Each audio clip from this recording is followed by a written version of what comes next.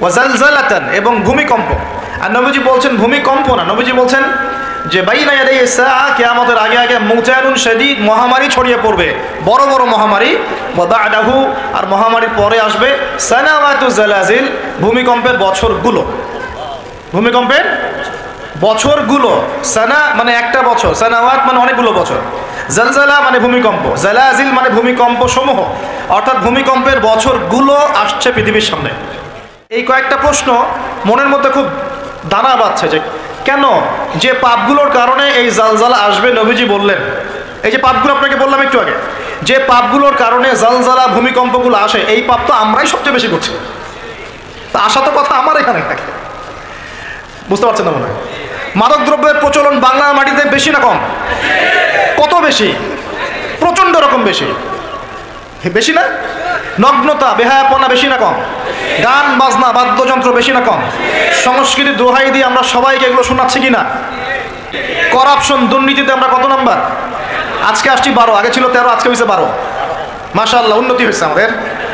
আচ্ছা, তারপরে এই যে আমাদের খেয়ানতে আমরা পটু না কম না বেশি? একটা হাতি উপর থেকে আস্তে আস্তে এখানে মাছি হয়ে যায় কিনা? একটা হাতি উপর থেকে আস্তে আস্তে মাছি হয়ে যায় কিনা? মানুষ সম্পদ লুটে পুটে খাচ্ছে কিনা? তো ভূমিকম্প আসার যে কারণগুলা, এগুলো তো আমরা ফার্স্ট। আর ওই বিজ্ঞানী, যে বিজ্ঞানীর কথা বললাম, তার ব্যাপারে আজকে রিসার্চ করতে গিয়ে দেখলাম সে আরও একটা নিউজ দিয়েছে। সে বলেছে যে খুব সাম্প্রতিক সময়ে, অদূর ভবিষ্যতে, সে বলছে যে চায়না, পাকিস্তান, বাংলাদেশ, আফগানিস্তান, এই পুরো কন্টিনেন্টে আর একটা ভয়াবহ ভূমিকম্প হতে যাচ্ছে। সাল্লাল্লাহু আলাইহি ওয়াসাল্লাম একটা অনবদ্য হাদিসের মধ্যে বলছেন, ইযা তুখিযাল ফাইউ দুলান, যখন রাষ্ট্রীয় সম্পদ বা গনিমতের মালগুলোকে মানুষ ব্যক্তিগত সম্পদ মনে করবে। মানুষ মনে করছে কি না? ওয়াল আমানাতু মাগনামান, আমানত রাখা হলে সেটা মানুষ গনিমত মনে করে খেয়ে ফেলবে। ওয়াজ যাকাতু মাগরামান, এবং জাকাত প্রদান করাটাকে মানুষ বোঝা মনে করবে। মানুষ জাকাত প্রদান করতে চাইবে না। চলছে কি না এমন সমস্যা? ওয়া তুউল্লিমা লিগাইরিদ দ্বীন, ধর্ম বিবর্জিত শিক্ষা ব্যবস্থা চালু হবে। হয়েছে কি না? মানুষ জ্ঞান অর্জন করবে, কিন্তু জ্ঞান অর্জনের উদ্দেশ্য হবে দুনিয়া। দিন ধর্ম বিবর্জিত শিক্ষা ব্যবস্থা চালু করা হবে। নবীজি আগেই বলেছেন সাল্লাল্লাহু আলাইহি ওয়াসাল্লাম। নবীজি বলছেন যে ওয়াতাআ আর-রাজুলু ইমরাতাহ, পরিবারের স্বামী বা কর্তা সে পরিবারের স্ত্রীর আঁচল ধরে থাকবে, তার আনুগত্য করবে। ওয়া আক্কা উম্মাহ, এবং তার মায়ের সাথে দুর্ব্যবহার করবে, মায়ের হক আদায় করবে না। এমনটা হচ্ছে কি না? আচ্ছা, নবীজি বলছেন ওয়াদনা সাদিকা, মানুষ তার বন্ধু বান্ধবীদেরকে কাছে টেনে নেবে। ও আকসা আবাহ, এবং তার বাবাকে দূরে ঠেলে দেবে। এমনটা হচ্ছে কি না? আচ্ছা, ও শুরিবাতিল খুমর, এবং বেশি বেশি মাদকদ্রব্য সেবন করা হবে। হচ্ছে কি না? এখনকার যুবকদের অন্যতম প্রধান সমস্যা কি বলেন? মাদকদ্রব্য নয় কি? মাদক। আর মাদকের চেয়ে একটা ভয়াবহ মাদক আছে, মাদকের চাইতেও একটা ভয়াবহ মাদক আছে, তার নাম হচ্ছে পর্নোগ্রাফি। তার নাম কি? পর্নোগ্রাফি, অশ্লীল ছবি দেখা। এটাও একটা মাদক। তো নবী সাল্লাল্লাহু আলাইহি ওয়াসাল্লাম বলেছিলেন অনেক দিন আগেই, প্রায় 1400 বছর আগে, ওয়া শুরিবাতিল খুমর, বেশি বেশি মাদকদ্রব্য সেবন করা হবে। ওয়া যহরাতিল কায়নাত ওয়াল মাআজিফ, এবং প্রচুর নর্তকী গায়িকার প্রচলন ঘটবে। ঘটেছে কি না? ওয়াল মাআজিফ, এবং বাদ্যযন্ত্রের প্রচলন বেড়ে যাবে। বেড়েছে কি না? নবীজি অন্য হাদিসে বলেছেন লা ইয়াশরাবান্না নাস মিন হাযিহিল উম্মাল খামর ইউসাম্মুনাহা বিগাইরি ইসমিহা, এই উম্মতের এক অংশের মানুষ মাদকদ্রব্য সেবন করবে, কিন্তু তার নাম রাখবে ভিন্ন। মাদককে মাদক বলবে না, ভিন্ন নামে সম্বোধন করবে। নবীজি বলছেন ইউজাফু আলা রুউসিহিমুল মাআজিফ, মানুষের মাথার উপরে, মাথার কাছে বাদ্যযন্ত্র বাজতে থাকবে। এর ব্যাখ্যা আমরা বুঝতে পারতাম না, এখন বুঝতে পারি। মানুষের মাথার কাছে, কানের ভিতরে কেমন করে বাদ্যযন্ত্র বাজতে পারে? কিভাবে বাজতে পারে? ইয়ারফোন, ব্লুটুথ সবার কানে কানে, সবাই গান শুনছে, নাউজুবিল্লাহ। বাদ্যযন্ত্র কানের ভিতরে না? নবীজি 1400 বছর আগে বলে গেছেন, ইউযাফু আলা রুউসিহিম বিল মাআজিফ, মাথার উপরে, এখানে কানের কাছে মাথার উপরে বাদ্যযন্ত্র বাজতে থাকবে। নবীজি বলছেন ওয়াজহরাতিল কায়নাত, এই যে গায়িকা নর্তকীদের সংখ্যা বাড়তে থাকবে। ওয়াল মাআজিফ, বাদ্যযন্ত্র বাড়তে থাকবে। ওয়াল মুগান্নিয়াত, এবং গান গায় যে মহিলা, এদের সংখ্যা বাড়তে থাকবে। বাড়ছে কি না? বাড়ছে। নবীজি আরো বলেছেন ওয়ালাআনা আখিরা হাযিহিল উম্মাহ উলাহা, এই উম্মতের শেষের দিকের মানুষেরা প্রথম দিকের মানুষদেরকে গালিগালাজ করবে। করছে কি না? শেষের দিকের মানুষেরা প্রথম দিকের মানুষদেরকে গালিগালাজ করবে, বলবে ইসলাম তো ওই যুগে চলতো, এই যুগে চলে না। ইসলাম তো ওই যে সেকেলে ধর্ম, মধ্যযুগীয়, বর্বর। এই কথাগুলো শোনেন কি না? উম্মতের শেষের দিকের লোকেরা প্রথম দিকের মানুষদেরকে গালিগালাজ করবে। নবীজি আরো বলছেন যে ওয়াসাদা কবিলুহু ফাসিকুহুম, একটা কওমের সর্দার হবে ওই কওমের সবচেয়ে ফাসিক ব্যক্তি, নাউজুবিল্লাহ। এমনটা হয় কি না? একটা কওমকে নেতৃত্ব দিবে সেই কওমের সবচেয়ে ফাসিক ব্যক্তি। ফাসিক কে? কে ফাসিক? আল্লাহ পাক ইবলিস সম্পর্কে বলছেন যে ইবলিস আদমকে সিজদা করলো না, সূরা কাহফের মধ্যে।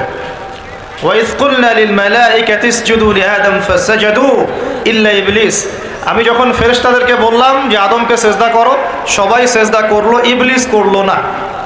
ফাফাসাকা আন আমরি রব্বি, সে তার রবের আদেশের সাথে ফাসেকি করলো, মানে রবের আদেশ মেনে না চলাটাই ফাসেকি। আর নবীজি বলছেন ওয়াসাদা কবিলুহুম ফাসিকুহুম, একটা কওমের নেতৃত্ব দিবে ফাসিক ব্যক্তি, যে আল্লাহ পাকের হুকুম আহকামের পরোয়া করবে না। ওয়া কানা যাঈমুল কওমি আরযালাহুম, সমাজের সবচেয়ে নিকৃষ্ট মানুষকে কর্তৃত্বের আসন দেওয়া হবে। এগুলো হচ্ছে কি না সমাজের মধ্যে?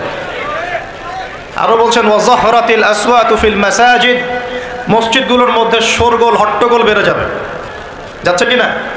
যখন এমন হবে, নবীজি বলছেন ইয়াখসিফুল্লাহু বিহিমুল আরদ, আল্লাহ রাব্বুল আলামিন ওই সম্প্রদায়কে এই ভূমি সহ নিচে ধসিয়ে দিবেন, বলে নাউজুবিল্লাহ। এখন ভূমিকম্প আসছে কি না? আরো বলছেন নবী সাল্লাল্লাহু আলাইহি ওয়াসাল্লাম ওয়ায়াজআলুল্লাহু মিনহুমুল কিরাদাতা ওয়াল খানাজির, আল্লাহ রাব্বুল আলামিন তাদের মধ্যে কিছু মানুষকে শুয়োর এবং বানর বানিয়ে দিবেন, বলি নাউজুবিল্লাহ। আর মানুষ কিন্তু বাহ্যিকভাবে বানর হয় না, দেখা যায় ভিতর থেকে বানর হয়ে গেছে, ভিতর থেকেই বানর হয়ে গেছে। ভিতর থেকে বানর মানে কি? বানর হচ্ছে এমন প্রাণী যে পাবলিকলি জেনা করে, বানরের স্বভাবটা আপনাকে বলছি। বানরের স্বভাব কি? প্রাইভেট লাইফ আর পাবলিক লাইফের পার্থক্য বানর বোঝে না। কোন কাজগুলো প্রাইভেট লাইফে করতে হয় আর কোন কাজগুলো পাবলিকলি করতে হয়, এই কমন সেন্সটা বানরের নাই। আমার কথা কি বুঝতে পারছেন? প্রাইভেট লাইফ মানে যে কাজগুলো আমরা ব্যক্তিগত জীবনে করি, গোপন কাজ। আর পাবলিক মানে যে পাবলিকলি আমরা সবাই বসে আছি এখন, পাবলিক লাইফ। তো প্রাইভেট লাইফ আর পাবলিক লাইফের পার্থক্যটা বানর বোঝে না। আর আল্লাহ পাক কি শাস্তি দিবেন? বানর বানিয়ে দিবেন। সত্যি সত্যি কি মানুষ এখনো বানর হয়েছে? কাউকে দেখেছেন যে মানুষ থেকে বানর হয়ে গেছে? এমন কি হয়েছে এখনো? শুধু সূরা বাকারা একটা দলিল আছে, শনিবারের সীমা লঙ্ঘন করার জন্য আল্লাহ পাক বনু ইসরাইলের একটা দলকে মানুষ থেকে বানর বানিয়ে দিয়েছিলেন। এই একটা দলিল কোরআনে পাওয়া যায়। এই উম্মতের মধ্যে কখনো শুনেছেন উম্মতে মুহাম্মাদির কোনো ব্যক্তি মানুষ থেকে বানর হয়ে গেছে? এটা হতে পারে মানুষ ভিতর থেকে বানর হয়ে যাবে, অর্থাৎ পাবলিক লাইফ আর প্রাইভেট লাইফের পার্থক্য বুঝতে পারবে না। এমনটা হচ্ছে কিনা?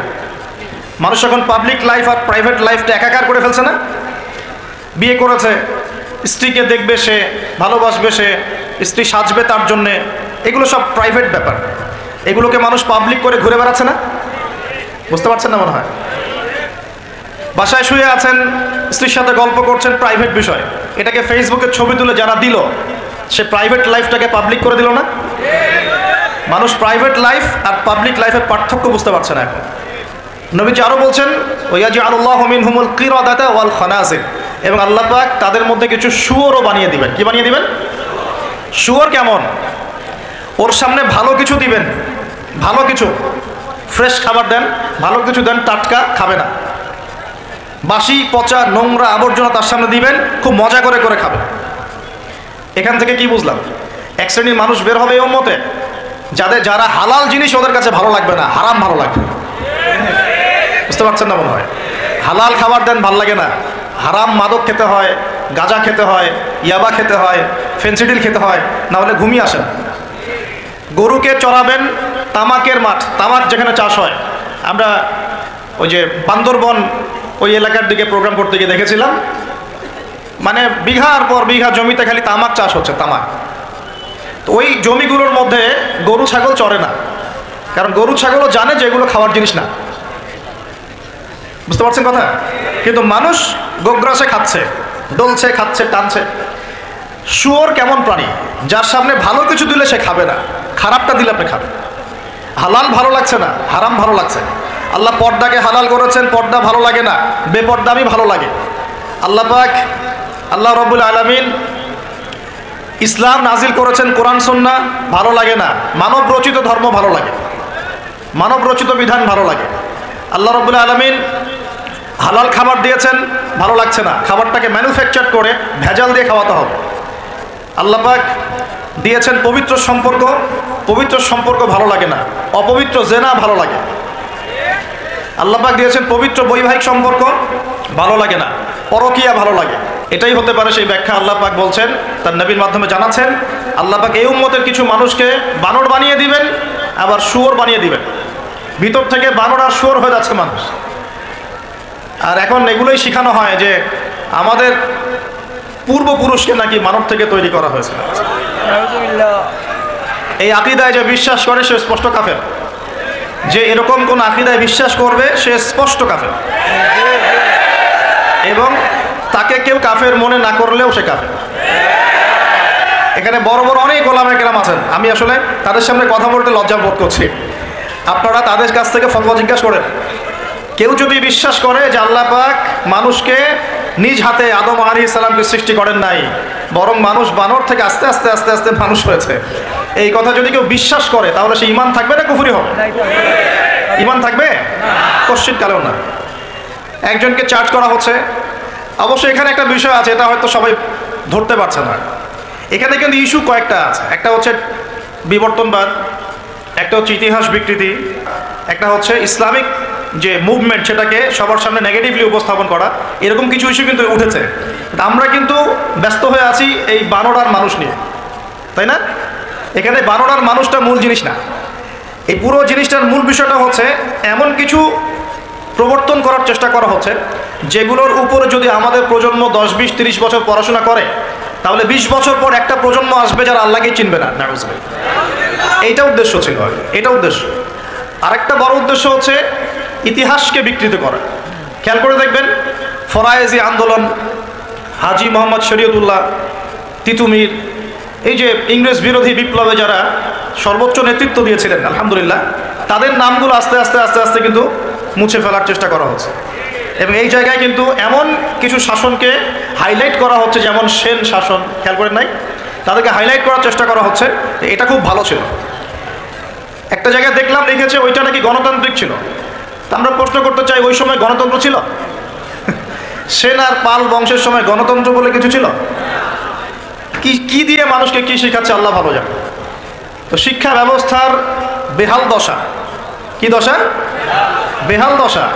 আমাদের সন্তানদের ব্যাপারে যদি আমরা সতর্ক না হই, তাহলে ওই যে নবীজি বললেন, ওয়াতুউল্লিমা লিগাইরিদ্দিন, ভূমিকম্প, আল্লাহর আযাব গজব আসার অন্যতম কারণ হবে ধর্ম বিবর্জিত শিক্ষা চালু করা। এবার শোনেন কি আযাব আসবে এই কাজগুলো করলে। এই কাজগুলো করলে কি আযাব আসবে একটু শোনেন, এরপরে আমি সামনের দিকে যাচ্ছি। কাজগুলো কি? যখন আমরা আমানতের খেয়ানত করব, এক, যখন গনিমতের মাল রাষ্ট্রীয় সম্পদকে নিজের বলে চালিয়ে দিব, যখন আমরা স্ত্রীদের আনুগত্য করে মাকে কষ্ট দিব, বন্ধুদেরকে কাছে টেনে নিয়ে বাবাকে কষ্ট দিব, যখন ধর্ম বিবর্জিত শিক্ষা চালু করব, যখন আমরা গায়িকা নর্তকীদেরকে বেশি প্রমোট করব, তাদেরকে বাড়িয়ে দিব, মসজিদে হট্টগোল বেড়ে যাবে, কানের কাছে বাদ্যযন্ত্র বাজবে, জেনা বাড়বে, অশ্লীলতা বাড়বে, ফাহেসা কাজ বাড়বে, এবং কওমে নেতৃত্ব দিবে ফাসেক ব্যক্তি, সমাজের সবচেয়ে নিচু শ্রেণীর মানুষ উঁচু উঁচু বিল্ডিং নির্মাণের প্রতিযোগিতা করবে। এবং দাসী তার মনিবকে জন্ম দিবে, মানে সত্য মিথ্যা ন্যায় অন্যায়ের মানদণ্ড উল্টে যাবে। যখন এমন হবে তখন নবীজি বলছেন ফালইয়ারতাকিবু ইনদা যালিকা, তখন ধেয়ে আসবে। কি ধেয়ে আসবে? এক নাম্বার রিহান হামরা, উত্তপ্ত, কঠিন উত্তপ্ত একটা গরম বাতাসের আযাব পৃথিবীবাসীর দিকে আসতে থাকবে। এমন আযাব কি এসেছে? গরম উত্তপ্ত বাতাস কি আসছে? একটু নাসার গবেষণাগুলো করে দেখেন বাসায় গিয়ে। তারা বলছে সূর্যের মধ্যে এখন কিছু বিক্রিয়া চলছে, বিস্ফোরণ চলছে। এমন হতে পারে অতি শীঘ্রই পৃথিবীর দিকে উত্তপ্ত গরম বায়ুর আযাব আসা শুরু করবে। দেখেন হাদিসের সাথে এক্স্যাক্টলি মিলে গেছে। আল্লাহু আকবার।